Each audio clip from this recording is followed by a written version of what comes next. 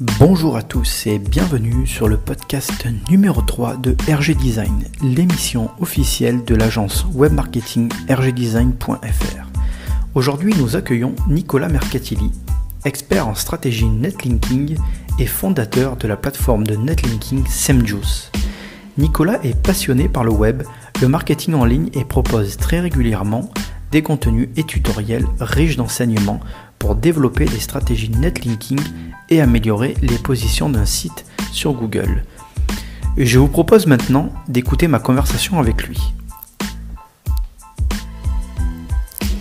Bonjour Nicolas. Bonjour Mickaël, bonjour à tous. Tout d'abord, en préambule, Nicolas, moi je souhaitais te dire que nous faisons du SEO déjà depuis une petite dizaine d'années et nous avons jusqu'à présent obtenu d'assez bons résultats en faisant des backlinks de manière modérée. Et par contre, on remarque que déjà depuis 3-4 ans, il devient de plus en plus indispensable d'avoir donc une stratégie de netlinking et surtout d'intégrer un budget de backlink dans les projets que nous proposons à nos clients. Moi, j'aimerais que tu nous en dises un petit peu plus là-dessus, sur la nécessité aujourd'hui d'avoir des backlinks pour performer sur le net. Mais avant tout, quand on présente un petit peu SEMJuice, qu'on en sache un peu plus sur toi. D'accord. Alors, pour me présenter rapidement, Nicolas Mercatilli, je suis dans le web depuis le début des années 2000. C'est là où j'ai commencé à créer mes premiers sites, et puis je suis devenu accro à tout ça. Donc, je n'ai pas un profil de développeur, je suis un bon utilisateur des CMS qui existent, notamment WordPress et PrestaShop. J'ai longtemps proposé de l'accompagnement sur l'optimisation du référencement de ces deux solutions. Et aujourd'hui, je suis focalisé sur deux projets. Le premier, donc semjus.com que tu as annoncé, où là, on est une plateforme de vente de liens pour des stratégies de netlinking. Et on fait plus que ça. On est plus une agence pour venir accompagner un petit peu les clients, les agences qui viennent nous voir, etc., les référenceurs qui ont un portefeuille de clients, mais qui ne sont pas forcément pointus dans les stratégies. Et on vient les épauler, les accompagner pour définir donc les stratégies de liens et les faire progresser donc dans les résultats de Google. J'ai également une deuxième activité à côté, j'ai un thème et un plugin d'obfuscation pour WordPress. WordPress, c'est le CMS qui est le plus utilisé, c'est celui qui va donner les meilleurs résultats en termes de référencement. Et du coup, j'ai ce thème-là qui est parfaitement optimisé pour le référencement, la performance et l'UX. Voilà. Pour répondre donc à ta première question, le netlinking, clairement, aujourd'hui, il a énormément de poids. Il faut savoir que les liens sont la base de l'algorithme de Google. Google va évaluer de nombreux points techniques sur le site pour voir comment il est optimisé en termes de performance, en termes de maillage interne, en termes de contenu, etc. Donc, il y a beaucoup de choses qui se passent sur le site qu'on appelle des optimisations on-site, et on a un levier qui est énorme, qui est off-site, donc c'est en dehors du site, ce sont les liens. Les liens, clairement, c'est simplement manipuler Google pour lui faire croire que l'on est plus célèbre que ce que l'on est vraiment. Et c'est comme dans la vie réelle, plus on va parler d'une personne, plus elle sera célèbre, plus elle sera connue. Sur le web, plus on va recevoir des liens de qualité, et meilleur Google nous percevra comme un site pertinent. On vient simplement venir, on est là pour faire parler d'un site, le citer, faire des liens vers lui, et automatiquement, on fait du bruit autour d'un site. Google va se dire, ce site-là, il est plus pertinent que les autres, je vais le faire monter. Voilà. Et le netlinking, il faut savoir que le netlinking était une pratique qui était peu utilisée, on va dire, sur les dernières années, parce qu'il y a eu pas mal d'abus là-dessus. Google a fortement pénalisé. Alors, les gens, du coup, je parle entre 2015 et 2017, tout le monde a un petit peu arrêté de faire du lien parce qu'ils avaient un petit peu peur des représailles de Google. Mais aujourd'hui, il y a des façons de faire du lien très propres, quasiment naturelles, et qui permettent de faire monter un site sans ne prendre aucun risque. Il y a vraiment différentes techniques et on va l'aborder au fur et à mesure. Ok, très bien. Justement, alors moi je veux revenir sur un point que tu as évoqué. Tu parlais donc de deux aspects. Tu parlais le côté on-site et le côté off-site. Ce volet off-site qu'on peut énormément développer, qui permet d'apporter de la popularité à un site. Mais justement, pour faire en sorte que tout ça fonctionne, est-ce qu'il y a des prérequis justement en termes de stratégie netlinking pour que tout cela fonctionne au mieux? Tout à fait. C'est-à-dire faire du lien sur un site qui serait une coquille vide ou qui serait très mal optimisé, on aura pas forcément de très bons résultats derrière. On fera monter le site, mais il faudra mettre peut-être 2 fois ou 3 fois le budget qu'il aurait fallu mettre pour arriver au même résultat. Donc, l'idéal, c'est de commencer par le début. Hein. On va déjà prendre un hébergement qui soit performant, qui soit assez rapide. Et souvent, les personnes, les marchands, etc., quand ils vont se lancer, ils ont toujours un petit peu peur de mettre trop d'argent tous les mois dans un hébergement, alors que c'est une grosse erreur. C'est les fondations. Hein. C'est comme une maison, c'est les fondations de la maison. Donc, ne pas négliger la qualité de l'hébergement. Après, il y a le CMS que l'on va utiliser qui sera plus ou moins bien conçu, qu'il faudra plus ou moins bien optimiser derrière. Donc, moi, je maîtrise assez bien PrestaShop et WordPress. On peut faire vraiment de belles choses. On peut vraiment bien les optimiser les deux. Il faut absolument intégrer un thème de qualité sur WordPress et PrestaShop parce que le thème, c'est vraiment lui qui va générer du code autour des contenus et qui va optimiser le maillage du site. Si le thème est très mauvais, cela va grandement pénaliser le référencement. Donc, on essaie vraiment de sélectionner un thème pour sa performance et son optimisation. On configure correctement la solution. On intègre des contenus de qualité, si possible, sémantiquement optimisés avec un outil de type youtextguru.fr ou SEO Quantum. Ces outils-là vont permettre d'avoir un champ lexical riche autour du mot-clé ciblé.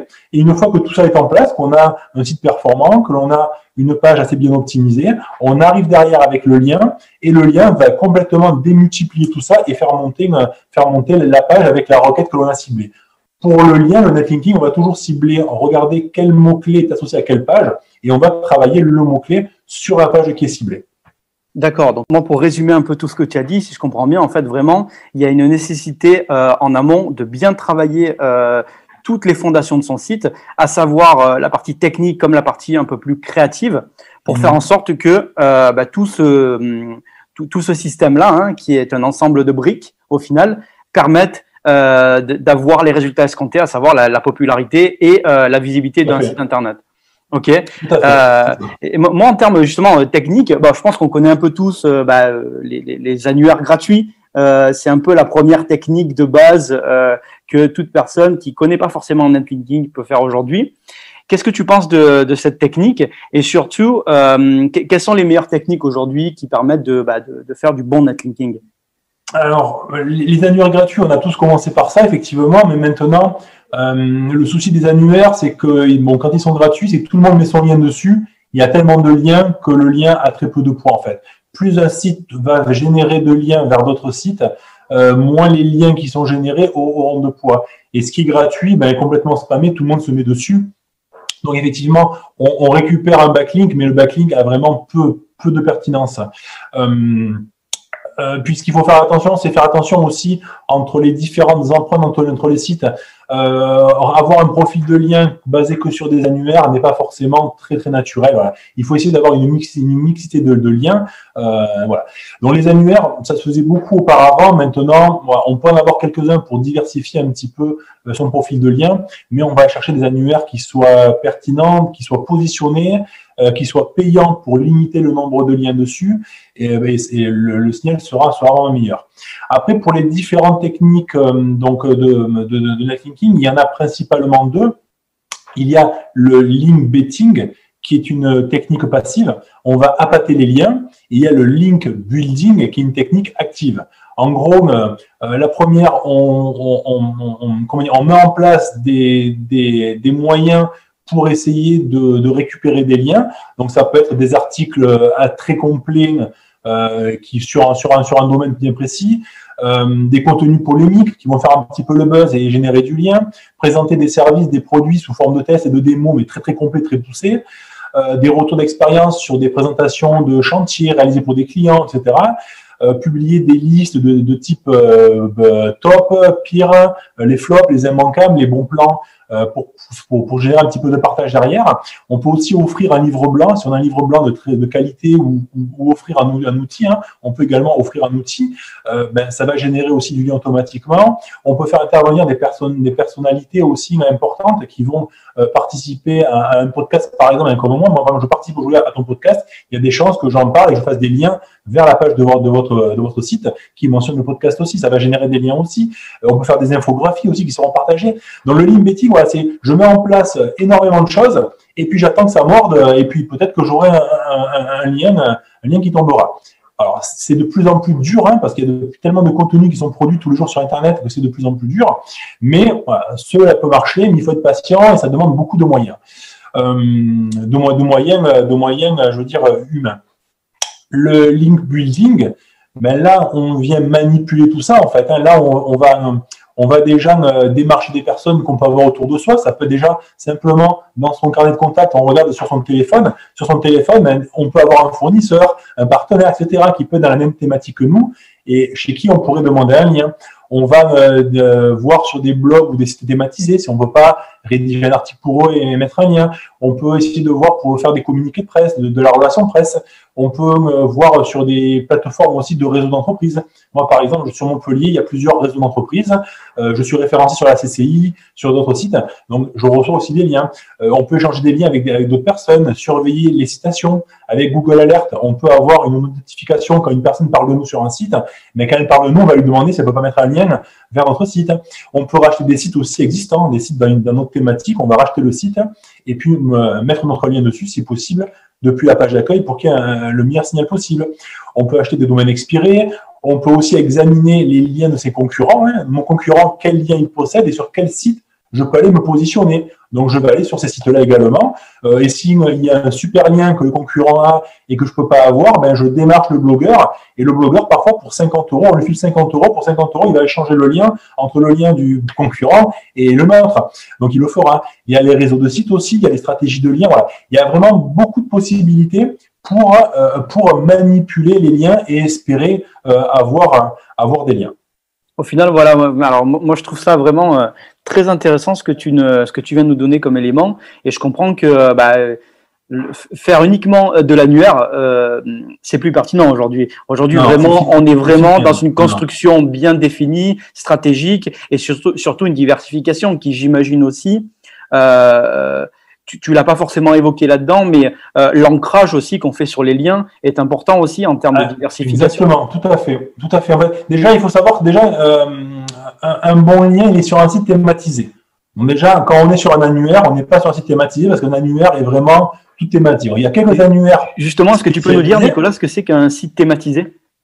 Un site thématisé, c'est un site qui va être sur un sujet bien précis. On peut avoir un annuaire sur les gens du bâtiment. On peut avoir un annuaire des prestataires web autour de Montpellier. Donc, ces types d'annuaires-là sont très bien. Par contre, l'annuaire qui va parler de maison, de mode, de bijoux, de web, de moto, de voitures, etc., de loisirs, ça, il n'y a aucune pertinence. On essaie de rester sur des annuaires qui soient thématisés et qui aient du trafic et qui ont des mots-clés positionnés, en fait. C'est le plus important. Si un annuaire est positionné dans sa thématique, il a des mots-clés associés à sa thématique, c'est un bon annuaire. C'est un bon annuaire. Mais ça ne sera pas un annuaire gratuit automatiquement. Donc, il faudra dépenser 10, 20, 30, 40 € pour se positionner dessus. D'accord, ok, je comprends. Ouais. Et par rapport à ces techniques qu'on évoquait, aujourd'hui, quelles sont tes techniques préférées et pourquoi au final par rapport à tout ce que tu as annoncé, parce que j'imagine qu'il y a des choses qui sont plus intéressantes à développer que d'autres. Tout à fait. Alors moi, ce que je préfère, ce que je privilégie, c'est vraiment ce qui ne fera prendre aucun risque à mon client. La technique de lien de netlinking préférée, c'est celle qui ne fait prendre aucun risque à mon client. Je ne veux pas qu'aujourd'hui, je mette en place quelque chose à un de mes clients et que ce site-là soit pénalisé dans 6 mois, 1 an, 2 ans. Le but, c'est de rester naturel. Tout à l'heure, tu parlais des encres de lien. Aujourd'hui, ce que Google pénalise le plus, ce sont les encres de lien. Et ça, il le fait en temps réel. Si on a des encres de lien qui sont suroptimisées, automatiquement, il va venir pénaliser le site. Alors, encre de lien suroptimisée, je vais vous expliquer. Il y a des encres de lien qui sont naturelles. Je parle d'un site, je parle de l'agence RG Design. Je vais faire un lien vers la page d'accueil le plus souvent et l'encre de lien sera ou RG Design ou rgdesign.fr ou .com en fonction de ce que vous avez comme nom de domaine. Et on va venir faire un lien naturel vers la page d'accueil. Après, on peut avoir des liens vers des pages internes. On va parler d'un produit, on va parler par exemple des prestations de référencement de l'agence RG Design. Donc là, on peut avoir un lien qui va mentionner les prestations de référencement de l'agence, etc., avec un lien vers la page interne.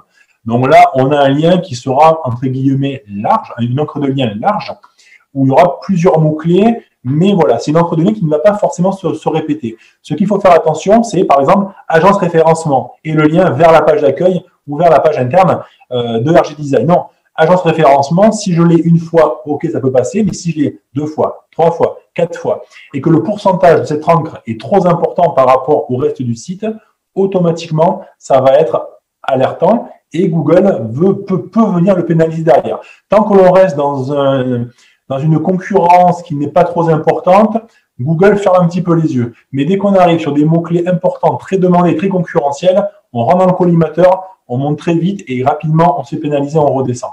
Donc, il faut faire attention. La meilleure stratégie de lien, c'est la stratégie où on va y aller doucement, sûrement, ne prendre aucun risque et faire monter le site naturellement sans risquer d'être trop suroptimisé, de venir flirter avec ce que Google tolère. On va rester dans ce qu'il a l'habitude de voir et que ce que l'on fasse se fonde dans la masse, en fait, tout simplement. Ouais, donc en somme, le maître mot diversité et surtout attention à la façon dont on fait ces liens, vraiment. Voilà. Ok.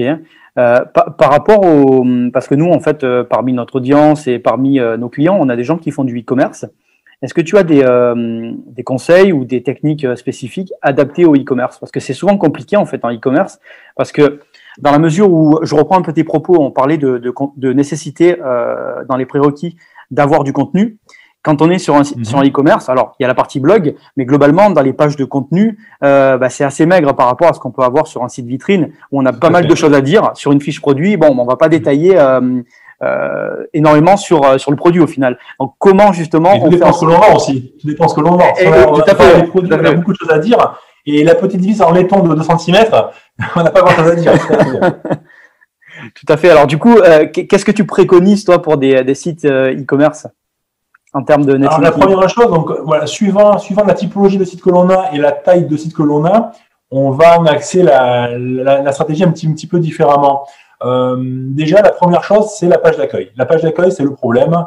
Les e-commerçants vont souvent radiner pour l'hébergement, donc le site va être un petit peu long à charger. La page d'accueil, ils vont mettre des slides énormes sur la page d'accueil, ça va être assez lourd à charger, ça va être lent.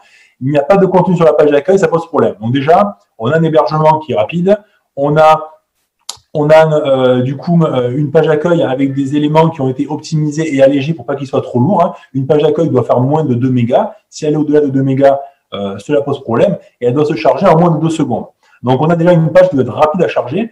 Et sur cette page-là, on va lui intégrer un texte avec toute la sémantique du site. Il faut au minimum 300 mots sur la page d'accueil et on va récupérer tous les mots-clés du site. C'est-à-dire, si je vends différents produits, je vais synthétiser tout ce que je vends sur mes différentes catégories et je vais faire un résumé, un texte qui va dire, ben voilà, nous sommes telle boutique, nous existons depuis tant de temps, nous faisons ça, nous sommes implantés à tel endroit, et nous proposons ceci, cela, etc., mais aussi cela comme ça, on peut vous accompagner comme ça, on va vous livrer comme ça, on va vraiment faire une synthèse de tout ce que l'on peut proposer sur la page d'accueil. Et ça, c'est très important pour le netlinking, parce que dès que l'on va faire un lien vers la page d'accueil, si les mots-clés présents sur la page d'accueil sont les mêmes que les mots-clés qui sont sur le site qui envoie le lien, qu'il y a bien la relation entre les deux, automatiquement, le lien aura plus de poids. Si j'ai un article de blog qui va parler de chaussures en cuir noir, si sur la page d'accueil du site, on parle de chaussures en cuir noir, et effectivement, ça va mieux matcher entre les deux. La sémantique doit être présente des deux côtés.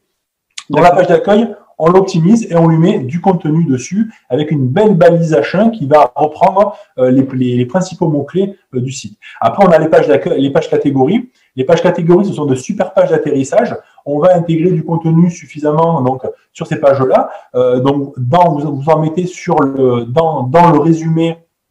Dans le résumé de la catégorie, dans la description, vous mettez suffisamment 200-300 mots minimum, avec pareil, tout ce qui est proposé dans la catégorie, avec un maximum de mots-clés et de sémantique. N'oubliez pas d'utiliser des outils comme Youtazeguru 1.fr et SEO Quantum.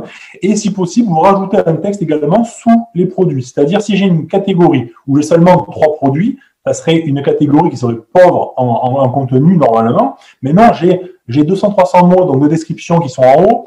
J'ai mes produits, on peut même afficher les résumés des produits sous les titres des produits pour avoir un peu plus de contenu. Et j'ai mon texte entre guillemets SEO dessous qui va cibler des requêtes principales. Et du coup, on arrive facilement à intégrer 300, 400, 500 mots, 1000 mots sur une page catégorie pour bien la positionner. Et ça marche super bien. Alors pour ça, ça va demander un petit peu de développement pour pouvoir intégrer ça. pour le faire proprement. Donc, si vous êtes sur PrestaShop, il y a le thème SEO Presta qui existe, hein, SEO Presta pour PrestaShop, qui est déjà optimisé et conçu pour cela. Et si vous êtes sur WooCommerce, il y a le thème que je développe qui s'appelle SEO Mag qui arrive bientôt, dans quelques semaines. Et lui, pareil, sera optimisé pour ça. Et du coup, ces thèmes-là, pour à peine une centaine d'euros, un peu plus de 100 euros, on a un thème qui est parfaitement optimisé et qui permet d'intégrer les contenus aux bons endroits, sur la page d'accueil, sur les pages catégories. Et du coup, toutes ces pages qui sont normalement pauvres en contenu, on vient les enrichir et elles sont beaucoup plus pertinentes. Et j'ai des sites clients, j'ai 2 clients, principalement un dans la papeterie, qui a un catalogue qui est énorme, il a plus de 20 000 produits, où il va revendre tous les mêmes cahiers, stylos, etc. que tout le monde. Donc, il ne peut pas optimiser tous ces produits et il les importe en masse via des flux. Et un autre client qui est dans la quincaillerie, et même problème, quincaillerie, mais il ne peut pas, pour des vis, des machines, etc., il ne peut pas optimiser toutes ces fiches produits. Donc, ces 2 clients-là, on optimise justement toutes ces pages catégories-là et on fait ranker les pages sur justement la typologie de produits que l'on veut. Et du coup, le client tombe sur cette page-là. Et après, il a le listing de produits, il va sélectionner ce qu'il veut. Et ça marche très bien. C'est comme ça qu'on vient faire ranker un site qui serait un petit peu compliqué à optimiser au niveau des produits. Et à contrario, un petit site qui a peu de produits, ben là, par contre, ben oui, tous les produits, on va les travailler. Ça va être de 300 à 1000 mots par fiche produit. Et on essaie d'optimiser au maximum ces fiches produits pour les positionner. Et là, c'est parfait. On est dans un monde merveilleux. On a un site qui est bien maillé. On a une belle page d'accueil qui est bien optimisée, qui intègre du contenu. On a des belles pages d'atterrissage qui sont les pages catégories, qui sont bien optimisées aussi.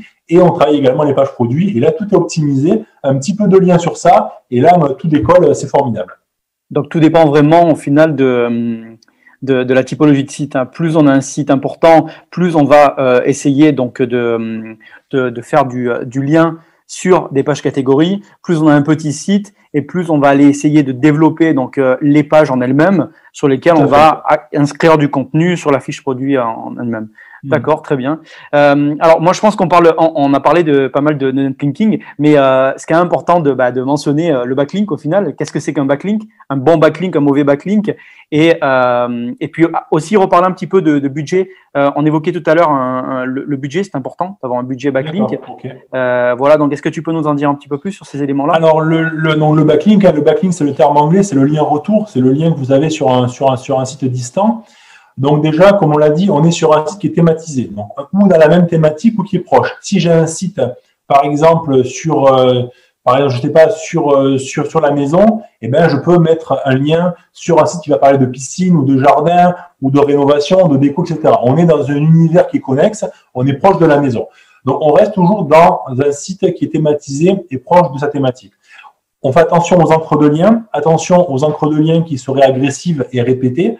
On en a parlé tout à l'heure, on va varier au maximum les encres. Hein. On fait attention à avoir des encres qui aillent sur la page d'accueil, des encres qui aillent sur des pages internes. On évite d'envoyer avec la même encre sur les mêmes pages. Surtout, on met des liens sur des articles ou des contenus des pages qui ne soient pas forcément profonds sur le site distant, parce que plus le lien est profond, moins il aura de jus. Tout à l'heure, on a dit la page d'accueil, c'est la page la plus importante sur un site. C'est celle qui va recevoir le maximum de liens. La plupart des liens, parce que quand on parle d'un site, on va le mentionner et mettre un lien vers la page d'accueil. C'est ce qui est naturel de faire.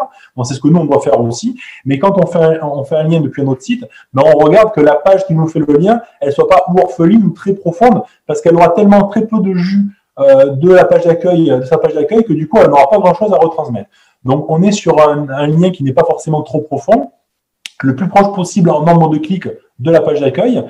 On est sur une page qui est indexée. Attention, il y en a qui peuvent vendre des liens sur des pages désindexées, je l'ai vu, ou des liens qui sont en nofollow, donc qui ne sont pas suivis, qui ne vont pas transférer de popularité. Donc, on est sur une page qui est indexée avec un lien qui est automatiquement en follow. On va limiter la quantité de liens, on va privilégier la qualité des liens à la quantité. Il vaut mieux avoir peu de liens, mais des liens qualitatifs, que beaucoup de liens et des liens de mauvaise qualité. On évite les spots, les sites pas chers ou gratuits. On en a parlé, tout ce qui est annuaire, etc. On va essayer d'aller chercher le site exclusif. Et nous, sur Saint-Just, on a des sites qui vendent très peu de liens, où l'éditeur nous dit, mais moi, je vends seulement que 2 liens par mois parce que je ne veux pas venir polluer trop mon contenu. Donc, lui, on sait qu'on n'a que droit à 2 liens par mois. Par contre, les liens, ils sont super. C'est un site qui publie très peu des liens sponsorisés.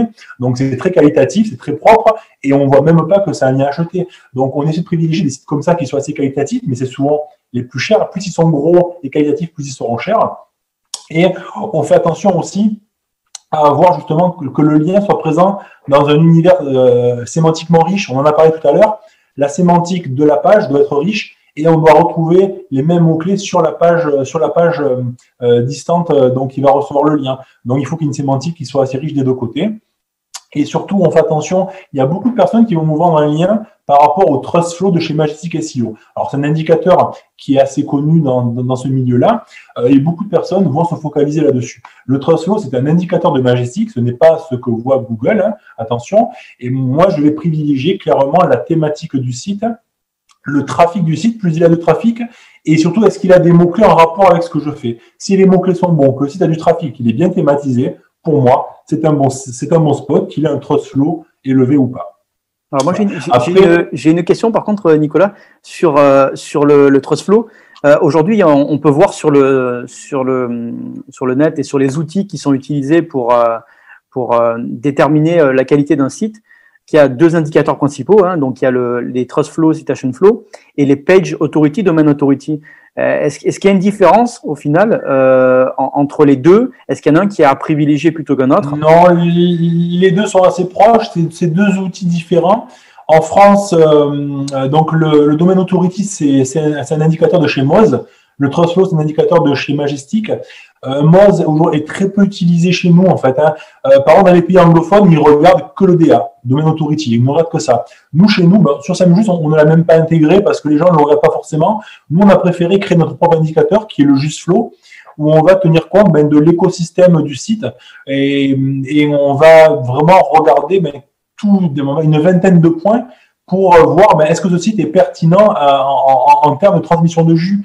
Et on ne regarde pas forcément que le TrustFlow, on va regarder l'écosystème du site, ses mots-clés, son trafic. On va vraiment faire le tour de tout ce que ce qui vient l'écosystème du site, l'écosystème du site, pour essayer de juger ça au mieux. On l'a développé il y a 3 ans. Je l'ai fait avec Laurent Bourrelli, qui est un référenceur assez connu, que pas mal de personnes doivent connaître. Et Laurent Bourrelli, on s'est penché dessus pour essayer d'avoir l'indicateur le plus pertinent possible. Et depuis 3 ans, on n'a pas retouché. Ça fonctionne très bien, les gens en sont assez contents. Et nous, on va évaluer un site chez nous par rapport à ça. Donc, on tient compte du TrustFlow, mais c'est pondéré dans la note globale que l'on donne par rapport au site. Ce qui donne vos appellations après, alors me semble-t-il, sont assez exotiques, hein, les fruits, c'est ça? Des fruits. Tu peux nous faire une petite parenthèse là-dessus? Ça commence à avoir du petit fruit. Du petit fruit, donc on a donc le plus petit, c'est la fraise, c'est l'annuaire. On a des fraises et des annuaires. Et après, on a sur les sites de type blog et vitrine, on a le raisin, le plus petit, le kiwi, l'orange, l'ananas et la pastèque. Et donc ça commence à 45 € et ça monte jusqu'à 450 € pour une pastèque. Et même au-delà, on a même des sites que l'on vend 1000 €, 2000 €, qui sont des gros sites de presse nationale que vous lisez tous les jours. Hein, et sur lequel on peut également publier nous et mettre des liens dessus pour pouvoir justement aller chercher une autorité du domaine très forte. Et en termes de budget, pour répondre à ta question, les budgets, ça commence à partir de 150 € par mois. Il faut se dire que le minimum pour lancer un site et faire du lien, c'est 150 € par mois sur 6 mois. Pourquoi 6 mois? Parce que 6 mois, c'est le temps qu'il faut pour arriver à avoir des résultats. Ce que l'on fait aujourd'hui, à l'instant T, Google l'interprète au bout de 2 mois, 3 mois. Donc, il faut mettre en place la machine, rester sur une fréquence de lien régulière, avoir de l'endurance, pas trop en mettre, les espacer suffisamment, mais le faire sur 6 mois. Et au bout de 6 mois, on fait le point avec le client et on est capable de lui montrer qu'avec 150 € par mois pour lancer son site, on a réussi à le positionner sur des mots-clés qui étaient intéressants pour lui. Donc, bien sûr, quand on démarre avec un site, on ne va pas cibler des grosses requêtes, on va cibler des petites requêtes de la longue traîne. On va se positionner dessus et après, ça va faire boule de neige. Hein. Ces mots-clés qu'on a eu, après, on va chercher des plus gros et des plus gros et des plus gros et des plus gros. Puis, on arrive à se positionner sur des mots-clés qui sont très recherchés, très concurrentiels. Mais voilà, il faut commencer doucement avec un petit budget. Toujours pareil, pour ne prendre aucun risque. On ne peut pas démarrer avec un budget de 1000, 2000 € par mois, c'est pas possible. Il faut être légitime à recevoir ces liens. Donc, si on est la super start-up qui passe au TF1, à TF1, au 20h, qui va passer sur BFM et compagnie, cette start-up-là qui fait beaucoup de bruit, elle sera légitime à acheter des gros liens de presse, effectivement, avec un budget de 1000 à 2000 €, parce qu'il y a une légitimité à avoir des liens comme ça. Mais le petit site qui va démarrer doucement dans son coin et qui n'est pas légitime à faire beaucoup de bruit autour de lui, ben ce site-là, on va y aller doucement parce qu'on ne veut pas le cramer. Si on va trop vite, on va être stoppé dans notre élan. Donc, voilà, on ne prend aucun risque, on y va doucement. Voilà. Tu peux justement nous donner un exemple. Tu parlais tout à l'heure de quincaillerie ou de papeterie. Je pense que des exemples assez classiques, intéressants. Comment ça s'est passé pour eux et surtout éventuellement un ou deux indicateurs de résultats qui t'ont permis de dire que ça a bien fonctionné le netlinking là-dessus. Alors nous, ce que l'on regarde, on va regarder sur des outils comme SEMrush, Rank Explorer, Yoda Insight. Ce sont 3 outils qui nous permettent de regarder le positionnement des sites et leurs mots-clés. Et nous, ce que l'on fait, c'est que quand on va démarrer une stratégie, on va regarder quel est leur positionnement, combien de mots-clés ils ont, combien ils sont positionnés sur telle requête. Donc, par exemple, sur fournisseur en quincaillerie, si je suis, par exemple, 32e, on sait que quand on démarre la stratégie, on est 32e sur fournisseur en quincaillerie et qu'il y a peut-être 500 recherches mensuelles sur ça. On va démarrer là-dessus. On va nous générer donc du lien, travailler cette requête-là, cette page-là. On peut conseiller au client d'optimiser un petit peu sa page au niveau de la rédaction et on peut l'accompagner pour ça si besoin. Et une fois que cela est fait, on va tous les mois donc poser des liens, travailler cela. Et au bout des 6 mois, on est capable de montrer au client que sa requête, où il était 32e, peut-être qu'il est passé une 5e, 7e, 8e, qu'on l'a ramené sur la première page. Il faut savoir que 94% des recherches se font sur Google et 91% des clics se font sur la première page. Donc, si vous n'êtes pas sur la première page, vous n'existez pas, en fait, clairement. Donc, le but, c'est de ramener ces clients sur la première page. Et une fois qu'on est sur la première page, les ramener le plus proche possible de la première position. Donc, nous, les clients, on a un dashboard où ils peuvent suivre les courbes d'évolution de leurs mots-clés. On va vraiment les faire monter sur ces requêtes-là. Et une fois quand la stratégie est finie, on dit voilà, vous étiez 32e, aujourd'hui vous êtes 7e. Quand on a commencé, vous aviez à peu près 200 mots-clés positionnés pour votre site. Aujourd'hui, vous en avez 550. Et on est capable de leur montrer quelle évolution de mots-clés on a eu en première position, quelle évolution on a eu dans le top 3 et dans le top 10. Et on va vraiment se focaliser sur la première page et lui montrer qu'effectivement, que les domaines référents que l'on a fait, les publications que l'on a mis en place, on fait progresser le site et on fait gagner de précieuses positions.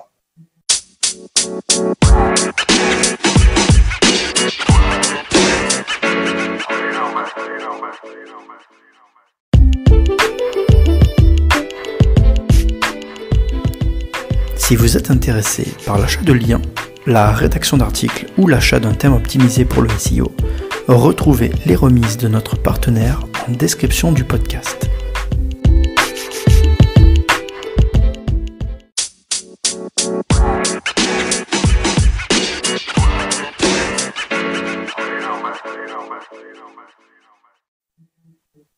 Bon, c'est super en tout cas pour tous ces éléments-là. Moi, j'aimerais te poser une dernière question. C'est une question que j'aime me poser généralement. C'est quel conseil tu donnerais à un entrepreneur qui se lance sur le web aujourd'hui, qui a pas du tout de visibilité, qui a besoin justement d'apporter sa légitimité et d'être présent en ligne quand on fait une requête sur son domaine d'activité, spécifiquement donc au netlinking, ou éventuellement d'autres conseils que tu pourrais apporter par rapport à ton expérience personnelle? Mais la seule chose que je peux conseiller, et surtout avec ce qu'on vit aujourd'hui, là aujourd'hui, lors de l'enregistrement de ce podcast, on est tous confinés chez nous et tous les magasins physiques sont fermés. Donc aujourd'hui, on peut avoir des magasins physiques qui tournent bien, mais il ne faut pas négliger le web. J'ai plusieurs exemples autour de moi de personnes qui ont des magasins qui marchent très très bien, qui ont négligé le web. Le web pour eux c'était juste une carte de visite, une présentation d'un savoir-faire, etc. Ils ne ciblaient pas forcément leur référencement. Et aujourd'hui, ils s'en mordent les doigts parce que les boutiques sont fermées et que les concurrents qui ont développé le web vendent aujourd'hui et eux ne vendent pas.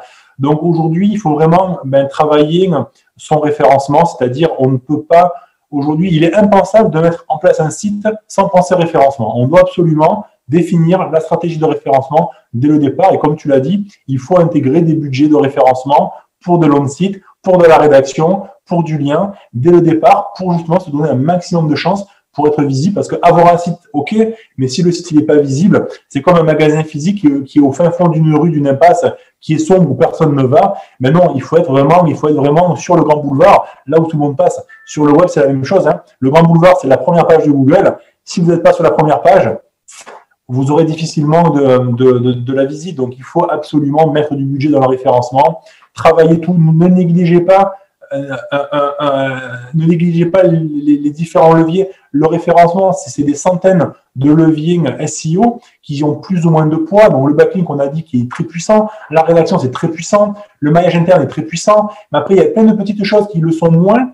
Mais le cumul de toutes ces petites choses-là associées aux principaux leviers, automatiquement, tout vient se cumuler et on vient gagner des positions extraordinaires. Donc, ne pas négliger le référencement, l'hébergement, que ce soit le thème que vous allez intégrer, le CMS que vous allez utiliser, la qualité de la rédaction, etc. Ouais. Vraiment, mettez toutes les chances de votre côté pour bien faire les choses dès le départ, ne pas y revenir et ne pas perdre de temps surtout.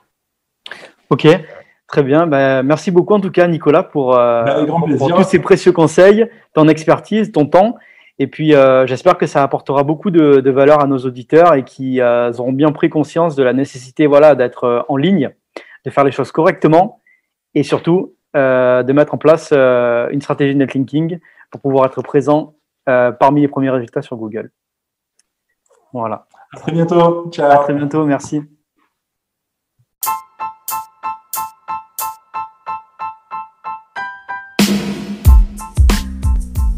Nicolas, merci pour cette interview et pour nous avoir partagé ton expérience sur le netlinking et le référencement.